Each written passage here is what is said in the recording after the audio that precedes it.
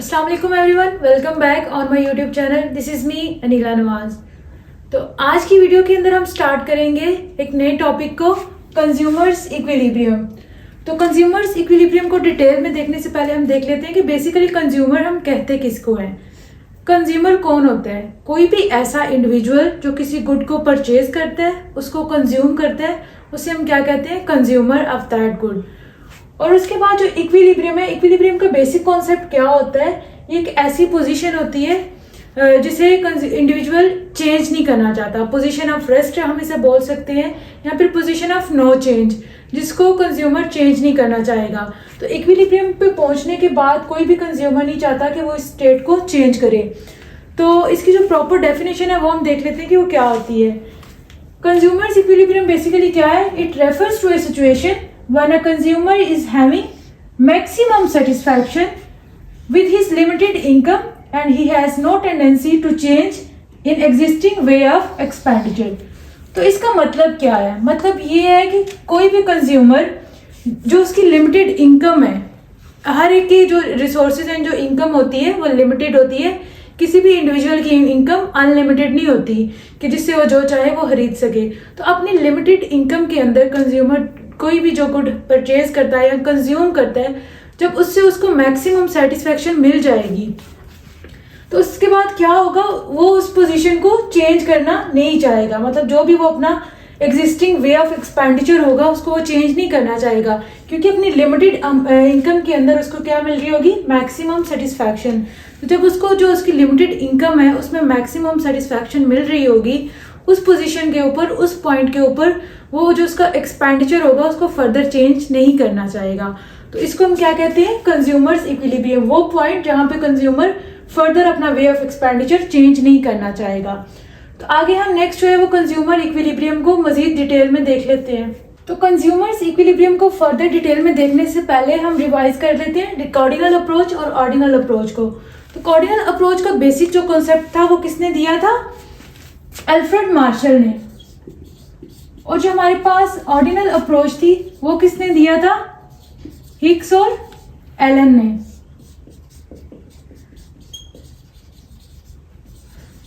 तो according to cardinal approach हम क्या कर सकते हैं? यूटिलिटी को मेजर कर सकते हैं इन टर्म्स ऑफ नंबर्स।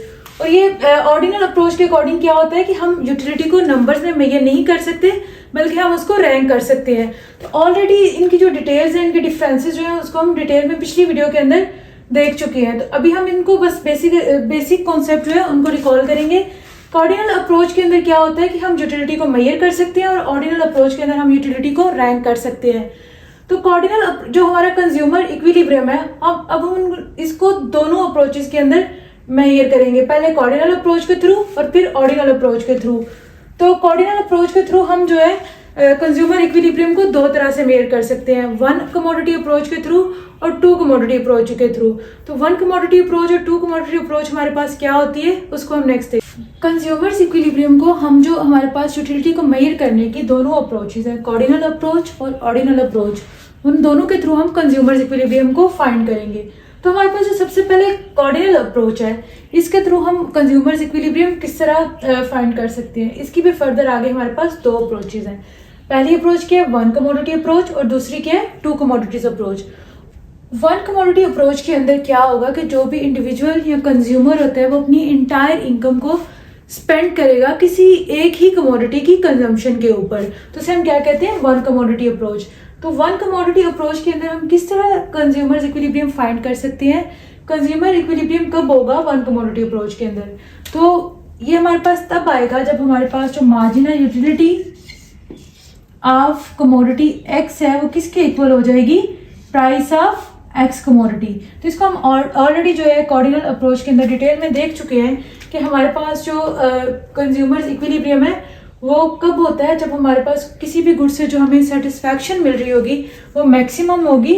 कब होगी? वो उसकी जब वो इक्वल हो जाएगी उसकी प्राइस के इक्वल। मतलब जितनी भी कोई इंडिविजुअल किसी कमोडिटी को कंज्यूम करने के लिए प्राइस पे कर रहा है तो उसको उसके इक्वल क्या मिल जाएगी? सेटिस्फैक्शन मिल जाएगी। तो उसका क्या होगा? Consumers equilibrium.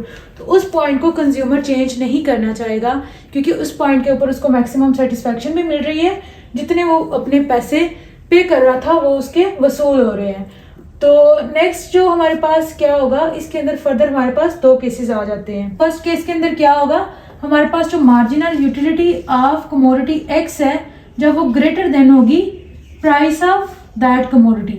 तो इस केस के अंदर क्या होगा, जो हमारे पास इंडिविजुअल है उसको सेटिस्फैक्शन ज़्यादा मिल रही होगी, जबकि उसको प्राइस है वो कम पे करनी पड़ रही है। तो जब उसकी सेटिस्फैक्शन ज़्यादा होगी तो वो क्या करेगा, उस गुड की कंजम्पशन को बढ़ा देगा। जब वो कंजम्पशन बढ़ा देगा तो उसके बाद क्या होगा, कंजम्पशन इंक्रीजेस। जब कंजम्पशन इंक्रीज होगी तो उसके बाद क्या होता है, हमारे पास यहाँ पे law of diminishing marginal utility apply होगा।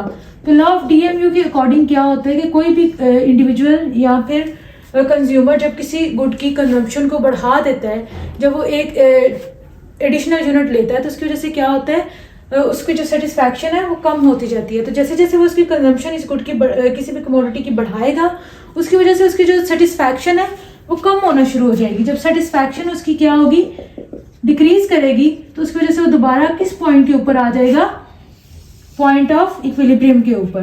पहले क्या होगा, उसको जो सेटिस्फैक्शन मिल रही होगी यहाँ पे किसी उस गुड से वो ज़्यादा होगी, तो उसकी वजह से उसकी वो कंजम्पशन बढ़ाएगा। तो ये एक ह्यूमन फिनोमिना है कि किसी भी गुड की जब वो कंजम्पशन बढ़ाता है, कोई भी गुड जब उसके पास ज़्यादा हो जाती है तो उसको जो सेटिस्फैक्शन है जो मिलती है वो कम होना शुरू हो जाती है। तो जब सेटिस्फैक्शन कम मिलेगी तो वो क्या करेगा, दोबारा इस इक्विलिब्रियम पॉइंट के ऊपर आ जाएगा।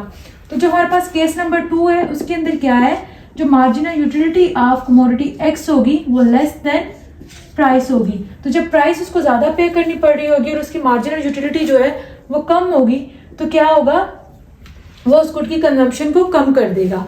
तो जब कंजम्पशन को वो क्या करेगा, डिक्रीज करेगा। तो यहाँ पे दोबारा क्या होगा, लॉ ऑफ डीएमयू अप्लाई होगा। तो लॉ ऑफ डीएमयू के अकॉर्डिंग क्या होगा, जब मतलब उसको कंजम्पशन डिक्रीज करेगा तो उससे जो सेटिस्फैक्शन है उसकी वो ज़्यादा हो जाएगी। जब सेटिस्फैक्शन ज़्यादा होगी तो क्या होगा, दोबारा से वो किस पॉइंट के ऊपर आ जाएगा, पॉइंट ऑफ इक्विलिब्रियम के ऊपर, जहाँ पे उसकी जो मार्जिनल यूटिलिटी है किसके ऊपर हो जाएगी, प्राइस के ऊपर, जो वो उस गुड को कंज्यूम करने के लिए पे कर रहा होगा। तो जिस पॉइंट के ऊपर इंडिविजुअल की जो मार्जिनल यूटिलिटी है वो उसकी प्राइस के इक्वल होगी, मतलब जितने वो पैसे पे कर रहा था वो उसके वसूल हो रहे होंगे, तो उसका मतलब क्या है, वो पॉइंट क्या है, कंज्यूमर्स का इक्विलिब्रियम पॉइंट। तो उस पॉइंट को कोई भी कंज्यूमर चेंज नहीं करना चाहेगा। तो इस जो हमारे पास अप्रोच है, इसकी जो अजम्पशंस है सेम अजम्पशन होगी जो हमारे पास है लॉ ऑफ डीएमयू के अंदर, क्योंकि इसके अंदर क्या हो रहा है, लॉ ऑफ डीएमयू अप्लाई हो रहा है। तो सारी वही अजम्पशंस अप्लाई होंगी इस अप्रोच के अंदर। तो नेक्स्ट हम देख लेते हैं टेबल और ग्राफ के थ्रू कि किस तरह वन कमोडिटी अप्रोच के अंदर हमारे पास कंज्यूमर्स इक्विलिब्रियम पॉइंट हमें जो है वो मिलता है। नेक्स्ट अब हम इस टेबल के अंदर देख लेते हैं कि जो हमारे पास जो इंडिविजुअल यूनिट्स कंज्यूम कर रहे हैं वो गिवन है, और जो प्राइस है किसी भी कमोडिटी की वो गिवन है। जैसे हम मार्कर की एग्जांपल ले लेते हैं कि कोई भी इंडिविजुअल जो कंज्यूम कर रहा है मार्कर, तो उसकी प्राइस क्या है, 10। तो 10 ईच यूनिट के ऊपर उसकी प्राइस 10 है, और उससे जो उसको मार्जिनल यूटिलिटी मिल रही है वो यहाँ पे हमारे पास गिवन है। तो जब फर्स्ट यूनिट कंज्यूम करेगा कोई भी इंडिविजुअल, तो उससे उसको जो सेटिस्फैक्शन मिलेगी वो 20 की होगी, फिर सेकेंड पे 16, 13 पे 10। तो हमें ऑलरेडी पता है कि जो हमारे पास मार्जिनल यूटिलिटी है विद ईच एडिशनल यूनिट क्या होती जाती है, कम होती जाती है। तो यहाँ पे हमारे पास जब हम 3 यूनिट्स कंज्यूम करेगा इंडिविजुअल, तो वो पॉइंट क्या होगा, उसके ऊपर इक्विलिब्रियम पॉइंट आ जाएगा, क्योंकि यहाँ पे उसकी जो प्राइस कमोडिटी की और उससे जो सेटिस्फैक्शन मिल रही है दोनों क्या है, सेम है। तो इससे ऊपर क्या है, यहाँ पे मार्जिनल यूटिलिटी क्या है, ग्रेटर है प्राइस से, और यहाँ पे इससे जो नीचे हमारे पास क्या है, इसकी जो प्राइस है गुड की या कमोडिटी की वो क्या है, प्राइस ग्रेटर देन है मार्जिनल यूटिलिटी से। तो ये हमारे पास क्या है, टेबल की फॉर्म में हमें जो है कंज्यूमर्स इक्विलिब्रियम बता रहे हैं। नेक्स्ट हम इसी टेबल को जब प्लॉट कर लेते हैं ग्राफ के अंदर, तो हम देख लेते हैं कि हमारे पास किस तरह जो है कंज्यूमर्स इक्विलिब्रियम आएगा। तो यहाँ पे हमारे पास जो एक्स एक्सिस है उसके ऊपर जितने भी यूनिट्स इंडिविजुअल जो है वो कंज्यूम करे उनको हम ले लेंगे, और वाई एक्सिस के ऊपर हम क्या ले लेंगे, मार्जिनल यूटिलिटी को। तो यहाँ पे हमारे पास जो प्राइस है, प्राइस क्या है, सेम है हमारे पास, हर यूनिट के ऊपर 10 है। तो ये हमारे पास क्या आ जाएगी, प्राइस आ जाएगी, और हमारे पास जो मार्जिनल यूटिलिटी है फर्स्ट यूनिट की कंजम्पशन के ऊपर कितनी मिल रही है, 20, यूटिल्स की। उसके बाद सेकेंड यूनिट की कंजम्पशन पे हमें यूटिलिटी जो मिल रही है वो 16 यूटिल्स की है। थर्ड यूनिट की कंजम्पशन के ऊपर जब वो थर्ड यूनिट कंज्यूम करेगा तो वहाँ पे हमारे पास जो प्राइस है और वो क्या है, उससे जो हमें यूटिलिटी मिल रही है वो क्या है, दोनों सेम हो रही है। तो ये क्या है, पॉइंट ऑफ इक्विलिब्रियम। तो यहाँ पे क्या आ जाएगा, इक्विलिब्रियम पॉइंट आ जाएगा। इससे फर्दर जो है वो कंज्यूमर जो है इस पॉइंट को चेंज नहीं करना चाहेगा, क्योंकि इससे इस पॉइंट के ऊपर उसको क्या मिल रही है, मैक्सिमम सेटिस्फैक्शन उसकी जो लिमिटेड इनकम है उसके अंदर। इससे जब हम फर्दर आगे यूनिट वो कंज्यूम करता जाएगा तो जब वो फिफ्थ यूनिट कंज्यूम करेगा तो उससे जो उसको सेटिस्फैक्शन मिल रही है वो जीरो हो जाएगी, और उससे फर्दर जब वो जाएगा तो माइनस में चला जाएगा। तो टेबल की फॉर्म में भी हमने देख लिया कि जो हमारे पास इक्विलिब्रियम पॉइंट कहाँ पे होगा, जहाँ पे प्राइस और जो उसको जो सेटिस्फैक्शन मिल रही है वो दोनों कहाँ पे इक्वल हो जाएंगी, तो वो हमारा क्या होगा, इक्विलिब्रियम पॉइंट आ जाएगा। तो ये हमने टेबल और ग्राफ के थ्रू देख लिया कि किस तरह हमारे पास जो है वो कंज्यूमर्स इक्विलिब्रियम हम फाइंड कर सकते हैं वन कमोडिटी अप्रोच के थ्रू। नेक्स्ट हम देख लेते हैं कि हमारे पास टू कमोडिटी अप्रोच क्या। कमोडिटीज अप्रोच के अंदर बेसिकली क्या होता है कि कोई भी इंडिविजुअल या कंज्यूमर जो होता है वो क्या करता है कि अपनी एंटायर इनकम को दो कमोडिटीज के ऊपर वो स्पेंड करेगा, मतलब इक्वली दोनों कमोडिटीज के ऊपर स्पेंड करेगा, ताकि उससे जो उसको सेटिस्फैक्शन मिले दोनों से सेम सेटिस्फैक्शन मिले। ऐसा नहीं होगा कि वो किसी एक कमोडिटी के ऊपर ज़्यादा इनकम लगा रहा है और दूसरे के ऊपर कम लगाएगा, क्योंकि उससे एक जो है कमोडिटी से ज़्यादा सेटिस्फैक्शन मिलेगी और दूसरी से कम। ऐसा नहीं होगा। टू कमोडिटीज अप्रोच के अंदर क्या होगा, इंडिविजुअल जो है उसको क्या होगा कि वो दोनों कमोडिटीज के ऊपर सेम प्राइस पे करे और सेम इनकम खर्च करे, ताकि उससे जो सेटिस्फैक्शन है वो दोनों से सेम मिले। तो हमारे पास अगर हम यहाँ पे देख लेते हैं कि यहाँ पे इंडिविजुअल के पास दो कमोडिटीज हैं, कमोडिटी एक्स और कमोडिटी वाई। तो यहाँ पे जो हमारे पास कमोडिटी एक्स के ऊपर जो उसको सेटिस्फैक्शन मिलेगी वो किसके इक्वल होगी, MU एक्स के इक्वल, और कमोडिटी वाई के ऊपर जो सेटिस्फैक्शन मिलेगी वो किसके इक्वल होगी, MU वाई के इक्वल। तो उस यहाँ पे हमारे पास टू कमोडिटीज अप्रोच के अंदर जो इक्विलिब्रियम पॉइंट है वो कब होगा, जहाँ पे हमारे पास जो यूटिलिटी मिल रही है हमें कमोडिटी एक्स की कंजम्पशन से वो किसके इक्वल हो जाएगी, कमोडिटी वाई की इक्वल, और जो हमें सेटिस्फैक्शन मिली होगी कमोडिटी वाई से, और उसके लिए जो प्राइस पे कर रहा होगा उसके इक्वल। जब ये दोनों इक्वल हो जाएंगे तो पॉइंट कौन सा आ जाएगा हमारे पास, कंज्यूमर्स इक्विलिब्रियम पॉइंट, जहां पे जो वो कमोडिटी एक्स को कंज्यूम करने के लिए उसके लिए जो प्राइस पे कर रहे हैं और उससे जो सेटिस्फैक्शन उसको मिल रही है वो इक्वल हो जाएगी कमोडिटी वाई के इक्वल। तो वो क्या, कौन सा पॉइंट होगा, कंज्यूमर्स इक्विलिब्रियम पॉइंट। अब फर्दर यहाँ पे भी हमारे पास दो केसेस आ सकते हैं। केस वन के अंदर क्या हो सकता है कि जो इंडिविजुअल को सेटिस्फैक्शन मिल रही होगी कमोडिटी एक्स की कंजम्पशन से वो क्या हो जाएगी, ग्रेटर देन हो जाएगी कमोडिटी वाई।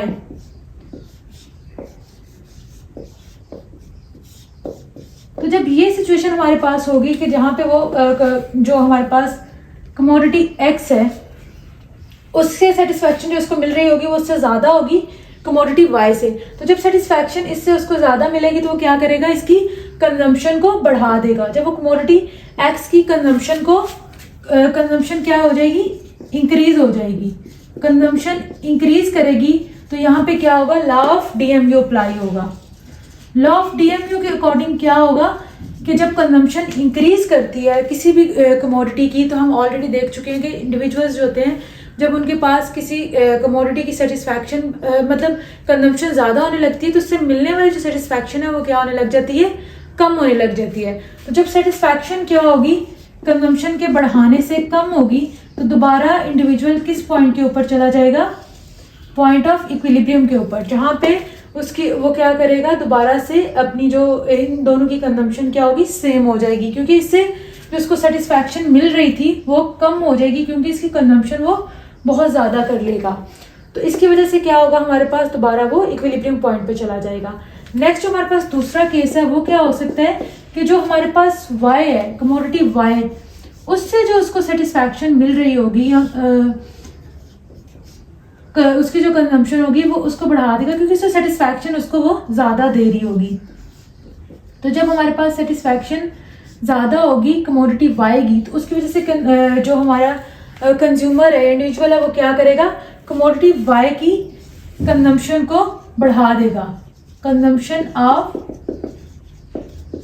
वाई इंक्रीज कर जाएगी। तो जब वाई की कंजम्पशन इंक्रीज करेगी तो अगेन यहाँ पे लॉ ऑफ टीएमयू अप्लाई होगा, और लॉ ऑफ टीएमयू जब अप्लाई होगा तो उसकी वजह से उसकी क्या हो जाएगी, सेटिस्फैक्शन कम हो जाएगी जो उससे कमोडिटी वाई से मिल रही थी, तो दोबारा किस पॉइंट पे चला जाएगा, पॉइंट ऑफ इक्विलिब्रियम के ऊपर। तो इस तरह 2 कमोडिटी अप्रोच और 1 कमोडिटी अप्रोच के अंदर हम क्या कर सकते हैं, कंज्यूमर्स का इक्विलिब्रियम पॉइंट फाइंड कर सकते हैं। तो 1 कमोडिटी अप्रोच के अंदर हमने ऑलरेडी टेबल और ग्राफ के थ्रू भी देख लिया, और 2 कमोडिटी अप्रोच के अंदर भी हमने देख लिया कि 2 जो पॉसिबल केसेस हैं उनमें क्या हो सकते हैं और किस तरह जो है कंज्यूमर्स इक्विलिब्रियम हम फाइंड कर सकते हैं। तो आज की वीडियो के लिए इतना ही। अगर आपको वीडियो अच्छी लगे तो लाइक और सब्सक्राइब कर दें। इंशाल्लाह नेक्स्ट वीडियो के अंदर हम जो ऑर्डिनल अप्रोच के थ्रू किस तरह कंज्यूमर्स इक्विलिब्रियम फाइंड कर सकते हैं वो देखेंगे।